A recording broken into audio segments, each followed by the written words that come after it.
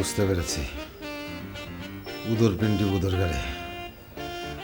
আজ যে কি হয় আল্লাহ মালুম।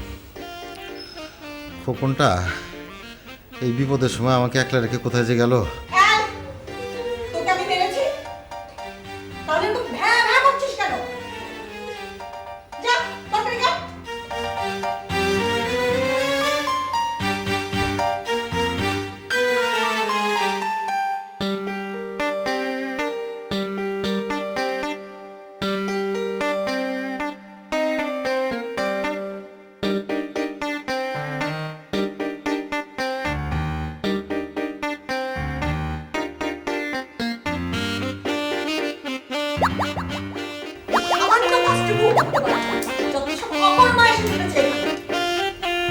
কথাটাকে আমার বলল, ওরে বাবা, চোখ তো না জানে বাইরে করে রান্নাঘরে বসে দেখে ফেললো আমি এখানে কি করছি। আমি কি একটু আমার ইচ্ছা মতো পেপারও ছিটতে পারবো না? হুম,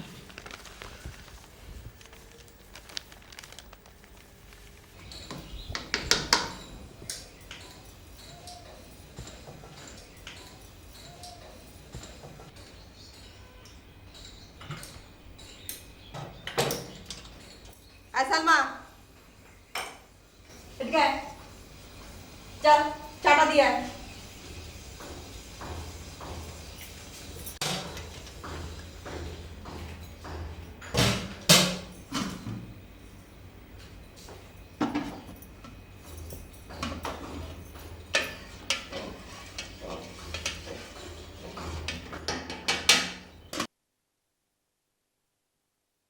খালুজান, আপনার চা।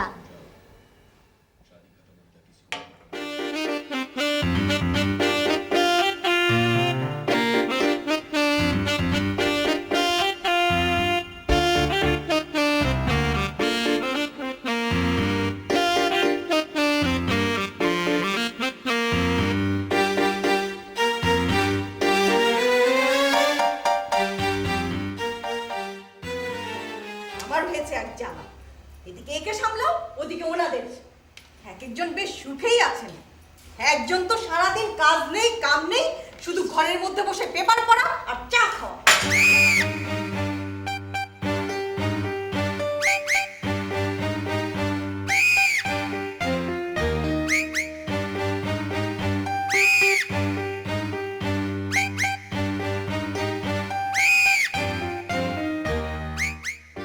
আরেকজনের তো ঘড়ই কাটে না। দুলা ভাইয়ের সংসারে এতদিন ধরে আছে, এখন যে নিজের কিছু করা দরকার সেটাও যেন আমাকে বলে দিতে হবে। যত সব অকর্মা। আয় সালমা, এই ডাইনিং টেবিল থেকে ছোট চামচটা নিয়ে আয় তো।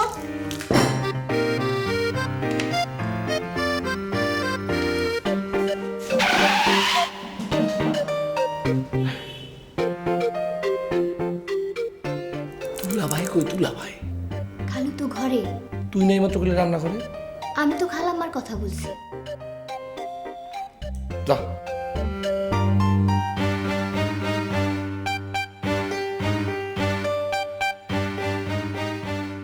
খালাম্মা, চামচ। এই, একটা সামান্য চামচ আনতে এতক্ষণ লাগে? এই হাসছিস কেন? খালু পানি ফেলছে। তোর এতে হাসির কি আছে? মামা, এতে হাসির কি আছে? যা কাজ করতে যা। আবার পানি ফেলেছে। এ কোন দুনিয়া এসে পড়েছি রে আল্লাহ! যখনই পানি ঢালবে সে পানি ফেলবে। কাজ নেই কাম নেই, খালি কাজ বাড়ানোর তালে থাকে। অলস মানুষ জীবনে বহুত দেখেছি, কিন্তু এই রকম অলস মানুষ বাপ দাদা জন্মেও আমি দেখিনি। আশ্চর্য, কাজ নাই কাম নাই, সারা দিন শুধু ঘরের মধ্যে বসে বসে পেপার পড়া আর চা খাওয়া। শ্বশুর বাড়িতে থাকলে তো একটা কথা ছিল, নিজের বাড়িতে কাজের মেয়ের সামনে শ্যালকের সামনে অপমান। না, মান ইজ্জত বাড়াইতে হলে এবার শ্যালকটাকে বিদায় করতে হবে।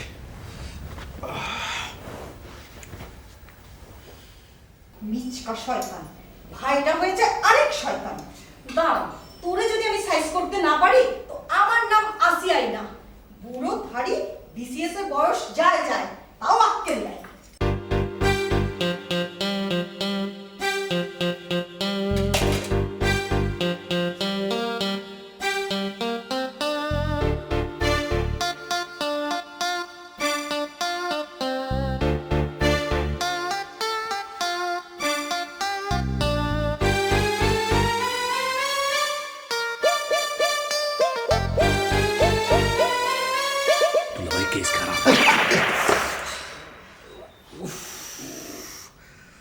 কন্যা উফ, এভাবে কেউ ভয় দেখায় হ্যাঁ? আমার মাথাটাই মনে হয় গেল। আচ্ছা এইভাবে কি ওঠে? আমার তো দাঁতগুলো মানে ছিঁড়ে পড়ে যাবে। আর রাখো তোমার দাঁতাল কোথাকার। কি কি বলেন আপনি? আমি আমি দাঁতাল মানে মানে ওই যন্ত্রটা আমি? না মানে ওই মানে ওইটা একজনের চাকরির বয়স গেল গেল, আরেকজনের তো কবেই বয়স পার হয়েছে। চাকরির বয়সে বললো ব্যবসা করবে, তারপরে 6 রঙের 6টা ব্যবসা ধরলো, 6টাতেই ফেললো। লাভ তো দূরে থাক, পুঁজিটাও হাওয়া। এখন শুধু ঘরে বসে দিন কাটায়।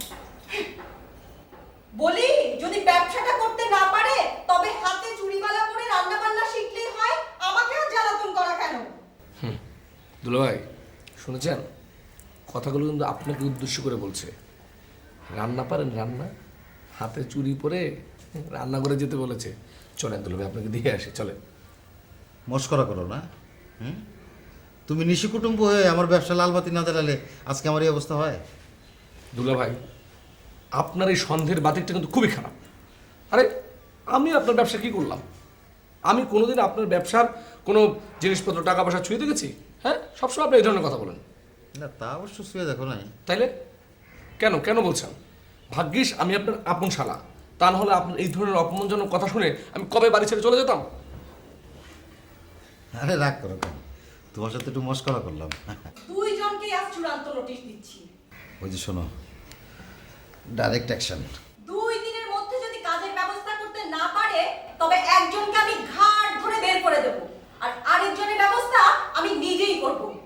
আমার সোজা কথা, 2 দিনের মধ্যে কাজের ব্যবস্থা করতে না পারলে এই বাড়িতে রান্না বান্না হবে না। হাড়ি বন্ধ, চুলায় হাড়ি বন্ধ। আর তারপরে আমি দেখব কার বুড়ি কত দূরে দৌড়ায়।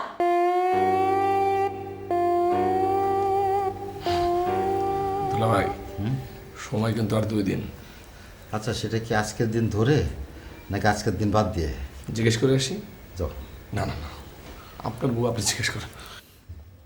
তুমিই করো, আমি জিজ্ঞেস করলে আর 2 দিন লাগবে না, এই বেলা থেকেই খাওয়া বন্ধ হয়ে যাবে। আরে বাদ দেন জিজ্ঞেস করা করি।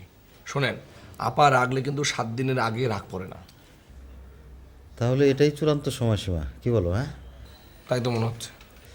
কিন্তু 2 দিনের মধ্যে কি ব্যবসা খুঁজে পাওয়া সম্ভব? এটা একটা স্বৈরাচারী সিদ্ধান্ত হয়ে গেল না দুলাভাই? আরে আমাদেরকে তো অ্যাটলিস্ট আপিল করার সুযোগ দেওয়া উচিত।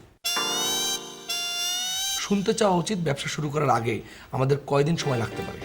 মাননীয় আদালত, ব্যবসা করা মানে তো আর চাইলে ডালে খিচুড়ি রান্না করা না যে ডেস্কিতে তুলে দিলে আমার রান্না হয়ে গেল। দুলাভাই ডেস্কি বলতে কোনো শব্দ নাই, শব্দটা হচ্ছে ডেকচি। ডে ক চরিষ্কার চি। করছি। মাননীয় আদালত, ব্যবসা করা মানে তো আর চাইলে ডালে খিচুড়ি রান্না করা না যে ওইটার মধ্যে তুলে দিলে আমার হয়ে গেল। এটা জন্য সময়ের প্রয়োজন। মাননীয় আদা কোথায় রে সালমা? ইয়েস, আদা জল খেয়ে রাখতে হবে। আচ্ছা দুলাভাই 7 দিনের জন্য আপিল করবো না? কি হলো? আপনি পরে আগে পিল দেবো। পিল মানে আপনার কি ব্যথা কোথায়? বুকে না পেটে না মাঝখানে? কি আনবো? নিয়ে আসবো ওষুধ? 2 দিনের মধ্যে যদি কাউকে কিছু চিন্তা ভাবনা করতে না দেখি তাহলে এই বাড়িতে খাওয়ার পাশাপাশি ঘুমানোর ব্যবস্থা আমি বন্ধ করে দেব। ঠিক আছে। দুলাভাই শোনেন, যদি রাখতে পারতাম না তাহলে বাড়ির সামনে একটা হোটেল দিতাম, ভাতের হোটেল দিয়ে ব্যবসা শুরু করতাম। তারপর 3 বেলা ভাত আপাকে ফ্রি খাওয়াতাম, দেখবেন যে অ্যাটলিস্ট এই চিল্লিটা কমে যেত। কি বলবো, ভাতের হোটেল? মহল্লা আমার একটা ইজ্জত আছে না? আরে দূরে দুলাভাই, এটা তো কথার কথা বললাম। শোনেন, যখন রাখতে পারি না দুজনের একজনও, তাহলে এই প্রজেক্ট বাদ। এখন আপনি কি করবেন সেটা বলেন। না আমি আর কি করব, আমি তো যেখানে যাই সেখানেই ধরা। এই যে কথায় আছে না, অভাগা যেদিকে চায় সাগর শুকিয়ে যায়। তুমি তো সাথেই ছিলা, তুমি তো দেখছো। হ্যাঁ যা তা ব্যাপার, 6-6টা ব্যবসা ট্রাই করলেন, সবগুলো ব্যবসায় ধরা। প্রথমে শুরু করলেন কি রঙের ব্যবসা। আরে যে রঙগুলো কিনলেন সব রং নকল। আরে ইমালশনের মালেরা যে এত বড় চিজ, সেটা কিন্তু ব্যবসাটাকে টের পেলাম না। যখন টের পেলাম তখন মাসাল্লাহ সব শেষ। তারপরে কন্ট্রাক্টারি, তারপরে জর্দার কোটা সাপ্লাই, জামদানি কাপড় সাপ্লাই, গার্মেন্টসের জুট ব্যবসা, যেখানে যাই সেখানেই ধরা। দুলা ভাই, চোখের সামনে দিয়া একজনের পর একজন লোক লালে লাল হয়ে গেল। আপনার মাথায় কাঁঠাল ভাঙা, সেই কাঁঠালের বীজ শুধু খাইয়ে বেড়াইলো দুলাভাই। তারপরও অথচ তুমি আমরা কিছুই করতে পারলাম না। কীভাবে পারবো? আর আপনার সরলতার সুযোগ নিয়ে তো সব ব্যবসায় গুবলেট হয়ে গেল, আপনার জন্যই তো সব কিছু। ফালতু কথা একদম বলবে না। এই যে তোমার বন্ধু মাখন, সেই তো আমার মাখন বানাই একেবারে সাইজ করে নেওয়া গেল। আমার জুট ব্যবসার মাল সমস্ত পুঁজি বাটি নিয়ে এসে চলে গেল। আমি ঠিক করছি এই কথাটা তোমার আপারে আমি আজকে জানা দেবো। প্লিজ দুলাভাই, প্লিজ মাফ করে দাও, আজকে কিছু বলেন না, ঠিক আছে? আমি যেমনি পারি, আমি যেভাবে পারি সেই টাকা আপনাকে উদ্ধার করে দেবো। আমি তক্ক আছি, ঠিক আছে দুলাভাই? প্লিজ। এদিকে আমি পাওনাদারদের ভয় বাড়ি বাইরে যেতে পারি না। আচ্ছা খোকন, এক কাজ করলে কেমন হয়? কি? এইবার না হয় ব্যবসাটা তুমি করো, আমি সাথে থাকি।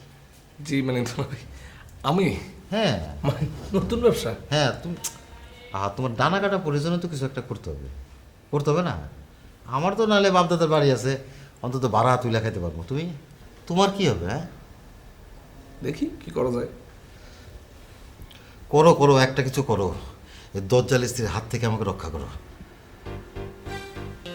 আল্লাহ, আল্লাহ তোমার কাছে 2 হাত তুলেছি। আল্লাহ, তুমি আমাদেরকে আমাদের দজ্জাল বোনের কাছ থেকে রহম করো। আল্লাহ, আমাদের শালা দুলা ভাই দুজন মিলে মানে না খেয়ে মরে আছে। আল্লাহ, এটা কি ধরনের ফরিয়াদ? আর এটা হলো আমার আর তোমার আপার একান্ত ব্যাপার। মানে পেটে খাওয়া না থাকলেও তলে তলে প্রেমটা ঠিকই আছে। না, স্বামী হিসেবে তো সেটা আমার কর্তব্য। আর তোমার যদি না পোষায় তাহলে তাহলে কি? তাহলে তুমি তোমার ব্যবস্থা করো। তারপর ও, যার জন্য করি চুরি সেই বলে চোর। ঠিক আছে, থাকলাম না আপনার বাড়িতে। হ্যাঁ, চলে যাবো, এক্ষুনি চলে যাবো, এখনই চলে যাবে? অবশ্যই চলে যাবো, 100 বার যাবো। আলহামদুলিল্লাহ। আলহামদুলিল্লাহ মানে? হ্যাঁ ঠিক আছে, বলেন আলহামদুলিল্লাহ, অসুবিধা নাই। এতদিন তো মগজ ধোলাই খেয়েছেন শুধু, তাই না আপনার কাছ থেকে? এরপরে যখন অরিজিনাল ধোলাই খাবেন, হ্যাঁ, সেই ধোলাই খাওয়ার পরে ঠ্যাং ঠোং ভাইঙা যখন ধোলাই খেলে যাবেন সেলাই করার জন্য, তখন কিন্তু কাউরি পাবেন না। তখন এই বিপদ থেকে আপনার কে বাঁচায় আমি সেটা দেখবো দুলা ভাই, ঠিক আছে? ভেবেছে কাজ না করলে আমিও বিপদে পড়ে যাব না? দাঁড়াও, আমি বিপদে পড়ি না আপদ বিদায় করি, সেটাই আজ আমি দেখাবো। খোকন, তুমি সত্যি চলে যাবে ভাই? প্লিজ তুমি থেকে যেও না। মানে আমি তোমাকে অনুরোধ করতাম না যদি আমার নিজের আহত হওয়ার ভয় না থাকতো। থাকো, হ্যাঁ? তাহলে থাকছো তো? দেখি, মানে আপনি তো অ্যাটলিস্ট আমার আপন দুলা ভাই, আপনার কথা তো রাখতে হবে। তবে দুলা ভাই, আপনি যেভাবে কথা বলছেন আমি কিন্তু সত্যি একদম ঠিকই চলে যাবো। না, যেও, তবে ব্যবসাটা শুরু করো, তারপর কিছু লাভ হলে তারপরে চলে যাও। লস হলে লস হলে জেটিয়া বিদায় করে দেবো। কি? জেটিয়া।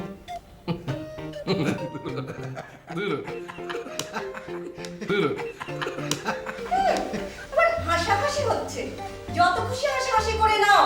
এই যে আমি ছুরি ধার দিচ্ছি, তারপরে এই ছুরি দিয়ে এই হাসির বিষয়গুলো একটা করে খুঁচিয়ে ওঠাবো। সামনের মাস থেকেই তো বাজার বন্ধ হয়ে যাবে, তারপরে দেখবো এই হাসি কোথায় যায়। খোকন, একটা কিছু করো ভাই, প্লিজ।